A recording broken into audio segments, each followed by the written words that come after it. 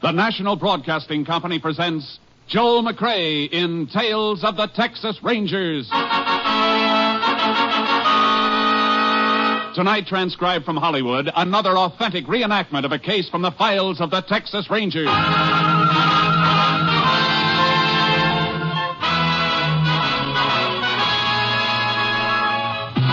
Tales of the Texas Rangers, starring Joel McCrea as Ranger Jace Pearson. Texas, more than 260,000 square miles. And 50 men who make up the most famous and oldest law enforcement body in North America.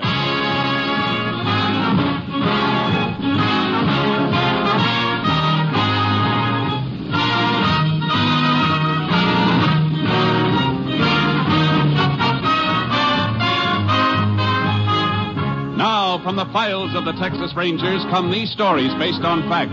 Only names, dates, and places are fictitious for obvious reasons. The events themselves are a matter of record.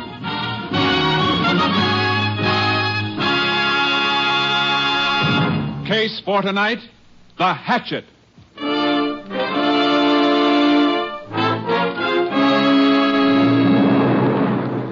It is 8:30 a.m., Sunday, May 16th, 1941. The Halleck family of Rock Point, Texas, is preparing to leave for church. You want any more toast, Jim? Nope. All I want's another cup of coffee. I'll get it myself. Why don't you sit down and eat? Well, I would if I could get that boy to the table. Robert? Robert! I'm coming, Ma. You've been saying that for half an hour. Your eggs are getting cold and we'll be late for church. All right. And never mind that all right business. When your mother called you, you just come a-running. Gee whiz, Pa, I gotta wash my face, don't I? I'll be right there. You'll see the jar, you'll go without your breakfast. Now, you come sit down, Hattie. No need of your stomach being empty. Just coffee will do for me. Seems like the older a boy gets, the harder it is to get him out of bed in the morning. What time did he get in last night? After 11. Him and Sadie Lewis went to the picture show. I told him I wanted him home at 10 o'clock nights. Oh, Jim, it was Saturday night. He goes to school all week. Well, school will soon be over. He'll be working with me in the store all summer. Maybe he won't feel much like staying out half the night when he's been on his feet all day. Look at the time. Robert! I'm here, Pa. I'm here. Well, it's about time. Well, get your breakfast, but the eggs will be like rubber. I don't want anything to eat. I'm not hungry. Well, why didn't you say so before your ma wasted her time and the food? You gotta eat something. I'll have breakfast when we get back from church. Sure, that'll be fine. You can make more work for your ma that way. Gee, Pa, I just don't feel hungry now. Oh, leave him alone, Jim. I'll get him something later. I just put the dishes in to soak. You two want to get out of my way. Why don't you go next door and tell Mr. Driscoll we're about ready to leave? Is he riding with us again? Yes, he's riding with us again, so stop sulking about it. Come on. You ought to be glad to have your teacher for a neighbor. You wouldn't be at the head of your graduating class if it weren't for his helping you. I see enough of him in school without seeing him Sunday, too. Yeah. Well, when you get away to college in the fall, you might be wishing you had somebody like him close by to give you a hand. Ring the bell.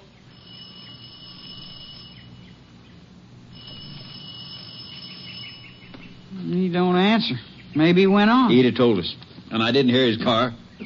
Come on, maybe he's out in the back. Mr. Driscoll! That's funny. Run up the back steps and take a look in the kitchen window. Oh, why don't we just go without him? Will you do like I tell you? Okay.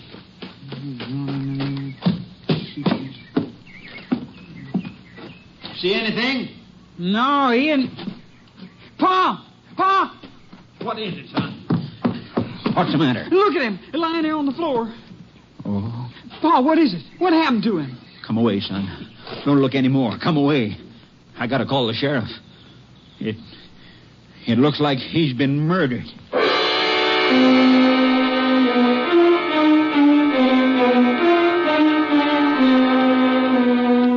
Sheriff Alvin Jeffers took one look at the scene of the crime and put in a call for the assistance of the Texas Rangers. Ranger Jace Pearson was assigned. Mighty bloody job, Jace. No weapon in sight. Nope. Judging by the marks, though, it was something with two edges, one blunt and one sharp. Probably a hatchet, Sheriff. Either that or 2 weapons. It's possible, but not likely. You say the JP's been here? Mm-hmm. As soon as we're finished, the body will be moved into the funeral home for autopsy. Establish time of death. That'll help. Where'd your call come from? Neighbors next door, the Hallecks. Man, wife, and son. Man and boy spotted Driscoll through the window when they come to get him for a lift to church. I'd like to talk to him. Sure, I told him to stick to home. We can go out back and hop the fence. Avoid that crowd out front. Good. The front room looked like Driscoll went in big for books. Yeah, he was an English teacher at the high school. Halleck's boy Robert was in one of his classes, I think. Driscoll live alone? Mm-hmm. A widower. Here, step on this box and hop the fence. You go ahead. I can get over without it. Okay. Well, Halleck saw us coming. There he is at the back door. Howdy, Sheriff. Ranger. Come on in. Thanks. Ranger Pearson, Jim Halleck. Howdy. Oh, my wife Hattie and my boy Robert. Howdy. Howdy, Ranger.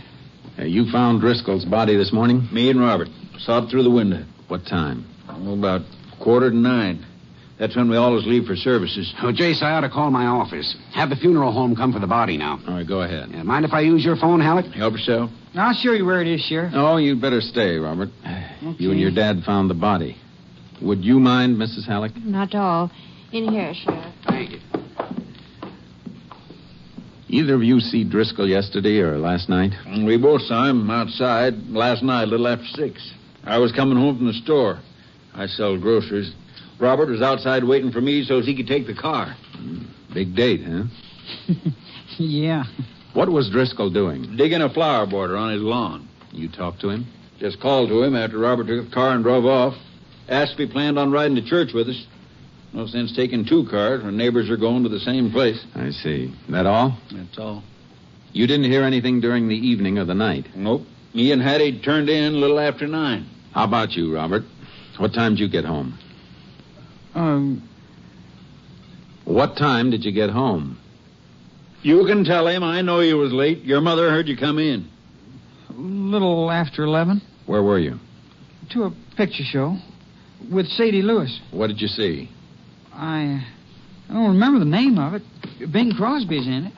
Jace, you going to be much longer? Oh, no, Sheriff. Why? I spoke to my office. One of my deputies got a report. Rancher named Finney chased somebody off his place with a shotgun last night. Doorbell, Hattie. I'm going. Did the deputy think the report might have anything to do with the Driscoll's murder? Who knows? Fella Finney saw was doing something around a cattle tank, though. Good place to get rid of a weapon. Cattle tanks have been used before. Well, maybe we ought to go out and take a look. Yeah. Robert? It's Jean to see you. Hi, Bob. Hi.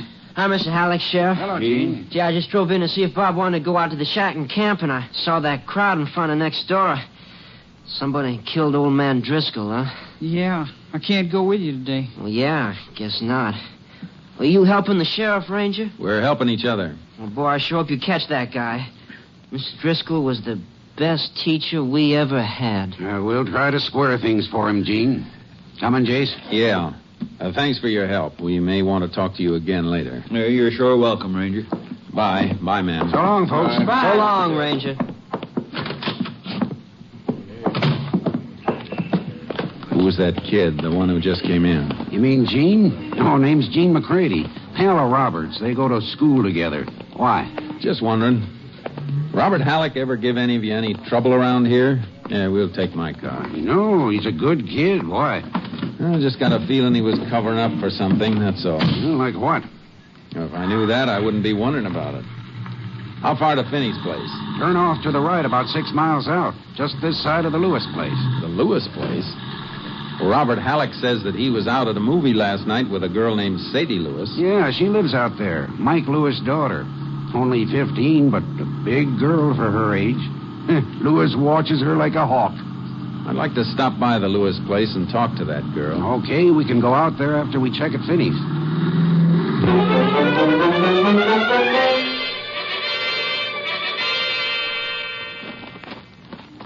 Well, right here's about where he was when I spotted him.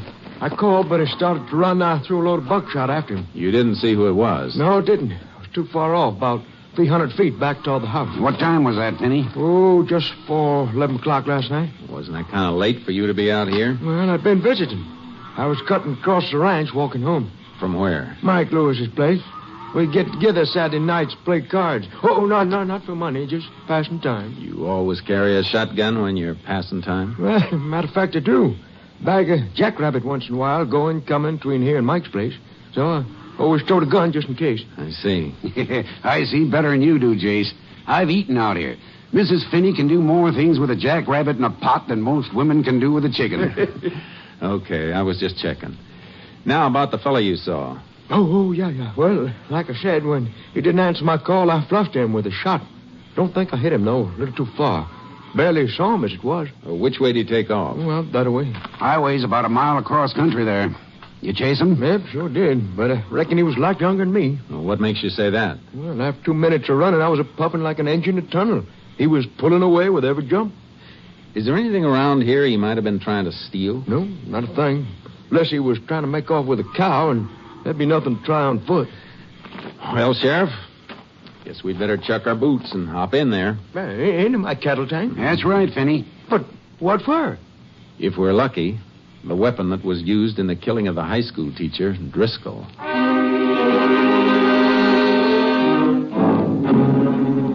The cattle tank was big. The bottom was covered deep with a couple of inches of oozing mud and slime. And we slithered around in it for almost half an hour. Pretty thick along the bottom, Jace. Yeah, it sure is. I was going to have it cleaned out next month.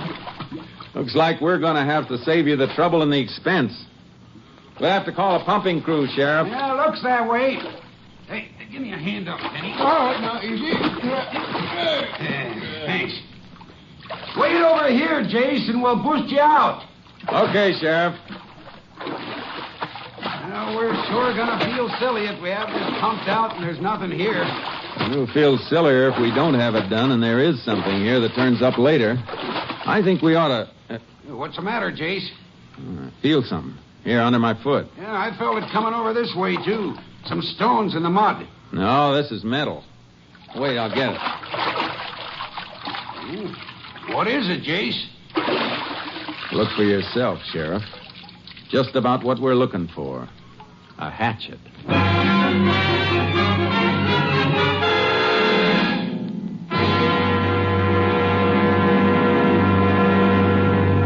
You are listening to Tales of the Texas Rangers, starring Joel McCrea as Ranger Jace Pearson. We continue now with tonight's case, The Hatchet, an authentic story from the files of the Texas Rangers. It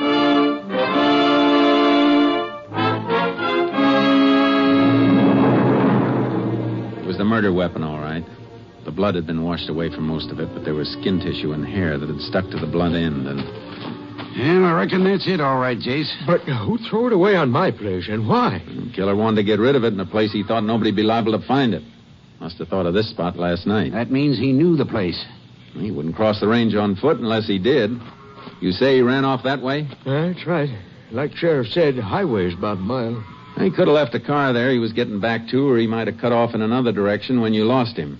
You have horses here, don't you, Finney? Why, sure, but nothing like the one you're towing in that trailer behind your car. It's really a horse ranger. I think so, too. What I want is a mount for the sheriff here. Where do you figure on riding, Jace? Out on the range, see if we can pick up a trail. I'll unload charcoal and start ahead, and you walk back to the ranch house and get one of Finney's horses and catch up to me.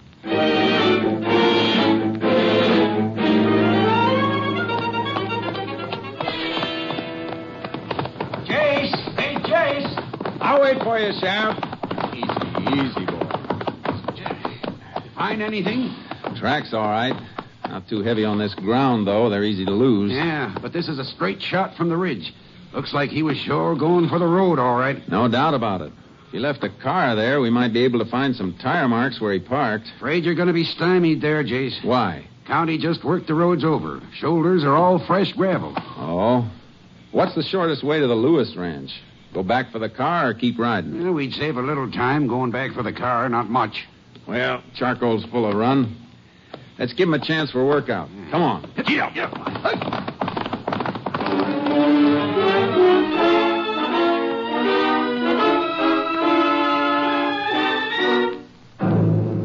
Lewis ranch was big and well kept. But there was something dismal and brooding about it. When we got inside, I knew what it was. It was as though the place were reflecting the personality of the heavy-browed man who owned it. So you want to see my daughter, huh? That's right. What about? Just want to ask her where she was last night? She was into the movie house with Robert Halleck. We'd like a little more information than that, Mike. The ranger... I know everything my daughter does. I can tell you anything you want to know. That may be so, Mr. Lewis, but we still want to see her. That's an official request. I'll call her. Sadie! Come into the house. Into the parlor. Oh. I didn't know anybody was here. Sheriff and the ranger want to talk to you. They don't think you and Robert was at the show last night. Nobody said that. You don't Lewis. have to say it.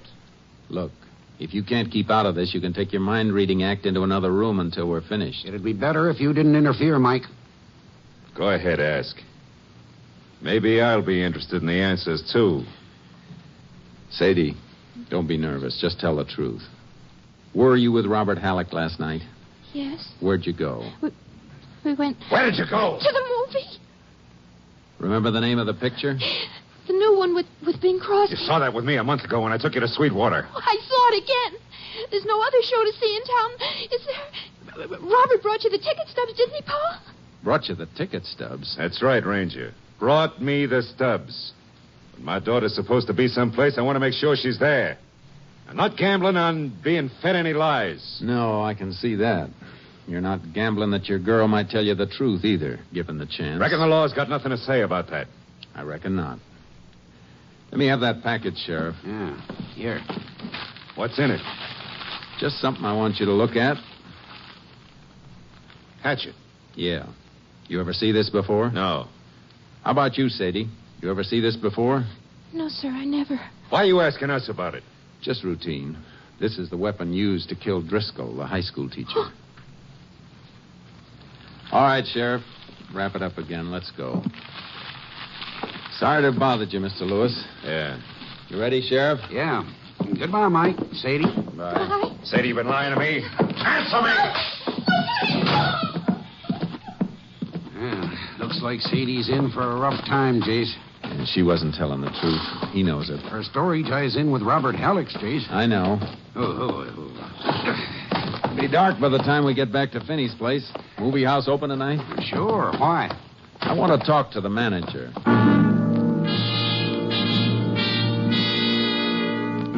The theater was a small-town showplace. The manager couldn't remember seeing Robert Halleck and Sadie Lewis. He referred us to the ticket taker.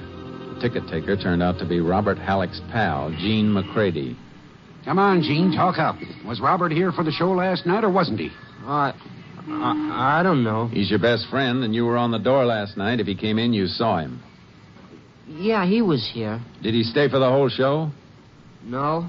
No, he didn't stay for any of it. How do you know? Did you see him leave before it was over? Well, he didn't even go in. He just stopped by to get a couple of ticket stubs from me. So that's it. Why didn't you tell us that right off? Because I promised Bob that if anybody asked, I'd say him and Sadie was here. Well, why would anybody ask? Bob thought Sadie's father might. He's asked me before when they were supposed to be here. Well, I guess that's what we wanted, Jace. Yeah, it's part of it, not all of it. Gene, I want you to forget that I asked you anything. Understand? Yes, sir. Let's go, Sheriff. I guess we better pick up Robert Halleck and the Lewis girl, Jace. Not yet. All we know is they didn't see the show. That isn't enough. Don't see why not. This wasn't just a transient thing. Driscoll didn't have no enemies, unless it was one of his pupils hated him. We can narrow it down to one student, though. Not until we've checked on all of them. I'm going to sleep on this tonight. When school opens tomorrow, I'm going out there.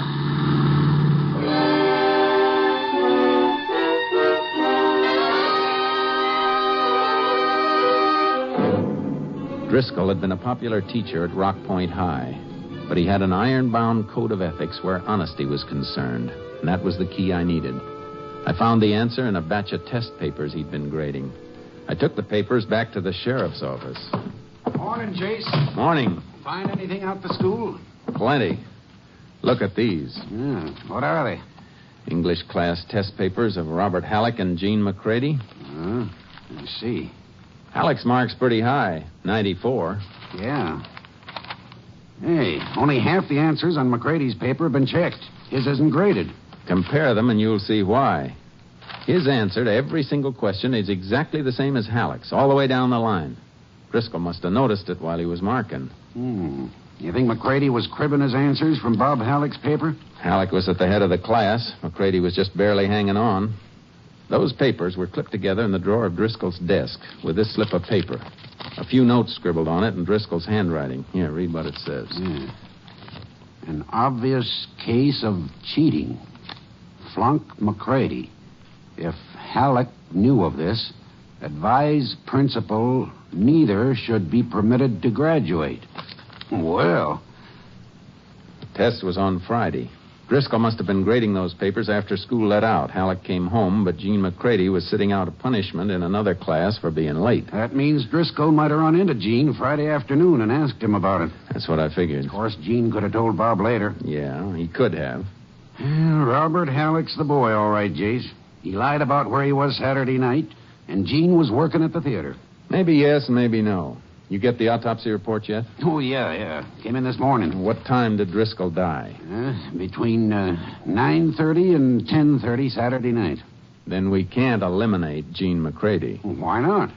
He starts taking theater tickets at 6:30, but the box office closes at 9 when the main feature goes on again.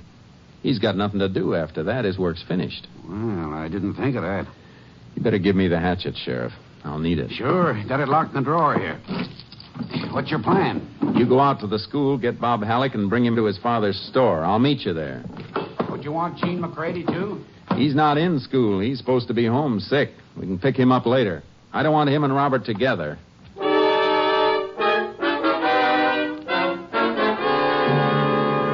Ranger, you're crazy. Crazy, I tell you. Now, calm down, Mr. Halleck.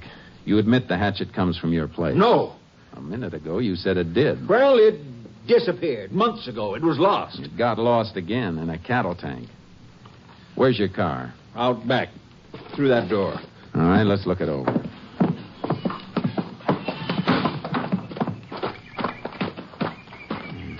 Your son was using this car Saturday night. Yes. Why? What are you looking for? Hatchet had to be carted away from Driscoll's, and there was blood on it. I'm looking for a stain. Well, you don't see any, do you? No, but I see a spot on the front seat that's cleaner than the rest. You smell that? It's been rubbed with gasoline. Ranger, you're wrong. You gotta be wrong. My kid wouldn't do a thing like that. Out here, Robert. Now, here we are, Chase. Pa, what's the matter? Why'd they take me out of school? Son,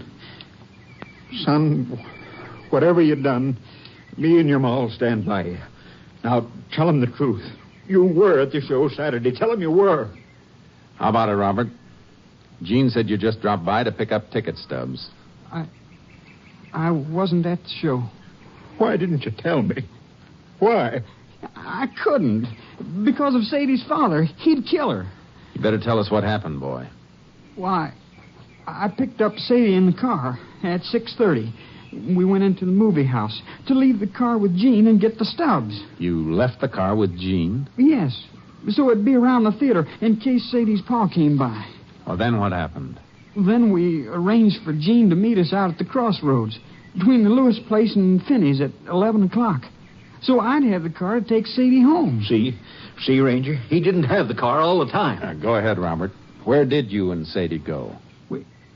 We went for a ride with somebody who picked us up behind the theater. What do you mean by somebody? Who? Sadie's mother. What? Why, Sadie Lewis's mother is dead. No, she isn't. That's what Mr. Lewis tells everybody. They were divorced before he moved here with Sadie. Could that be true, Sheriff?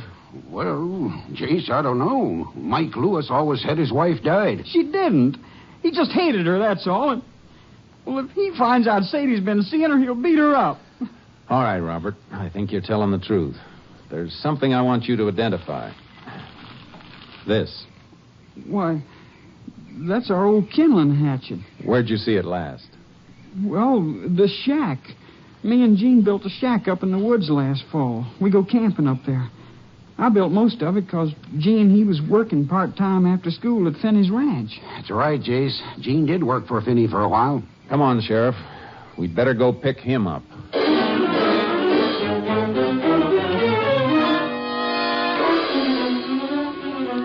Gene McCready wasn't at his home, and he wasn't sick. We got the location of the shack he built with Robert Halleck, got horses, and rode into the woods to look for him. There's the shack, Jace, just through that clump of trees. Yeah. Come on, Sharky. Hey, the door's opening. It's Gene. Howdy, Gene. What are you doing up here? Just come up to take you into town, Gene. A few things we want to ask you about. Well, like what? Like how you spent Saturday evening between the time you stopped taking tickets and the time you met Robert at the crossroad between the Lewis place and Finney's. Come on, Gene. I'll boost you up behind me. Well, can I get my jacket? It's inside. Go ahead. Hey, he don't look guilty, Jace. Not a bit rattled. I know. Well, we could be wrong, but you better give me your holster, Sheriff, if he's going to ride behind you. Yeah, I guess you're... Look out, Jace! You hit, Sheriff? No, but I hit him. He had a rifle in there. Stepped out shooting just as you leaned over. Oh, you hit me. Yeah. Let's see. There's a flesh wound through the side. I didn't want to hurt him, but Mr. Driscoll wasn't going to let me graduate, the old fool. All right, shut up and hold still till I fix this wound. Will he be all right, Jace? Yeah. I'm sorry I had to do that, shooting a kid. Yeah, but his being a kid doesn't make you bulletproof. And it didn't stop him from killing Driscoll. There. All right, Sheriff. Let's rig a litter and carry him in.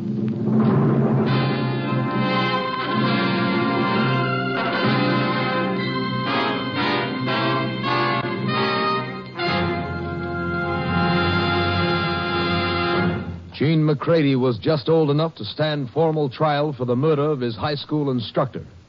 On September 20th, 1941, he was taken to the state penitentiary at Huntsville to serve out a sentence of 25 years.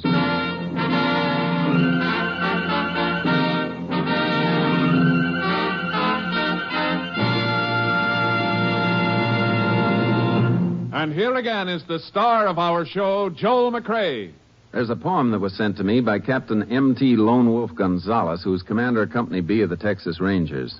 It's not only amusing, but seems to reflect the thoughts of many a police officer.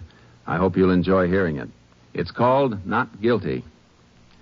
I guess I've seen 1,000 men go in this jail and out, from tramps with month-old whiskers to rich men with the gout.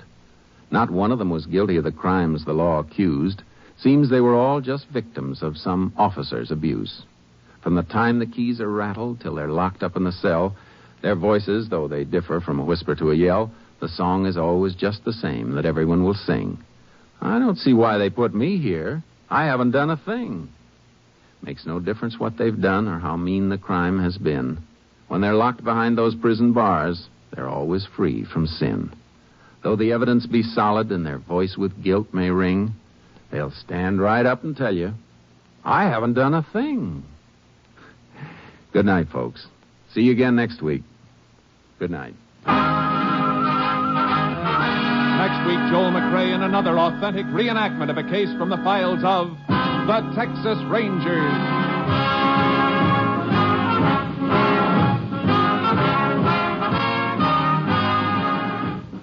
Joel McCrea is currently seen starring in the Universal International Technicolor production, Frenchie.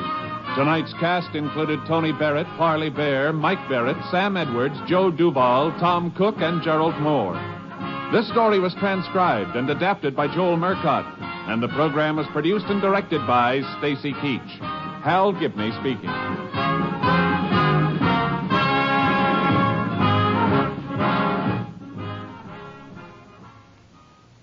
Three chimes mean good times on NBC. There's music, fun, and prizes Monday through Friday on NBC to help your busy morning along. Tommy Bartlett brings you Welcome Travelers. Walter O'Keefe MC's Double or Nothing. Clever quizmaster Bud Collier asks the questions on Break the Bank. Jack Birch presents Songs and Stories, and Dave Garroway with Melody and Humor. That's Monday through Friday on NBC. Now, hear the $64 question. 3 chimes mean good times on NBC.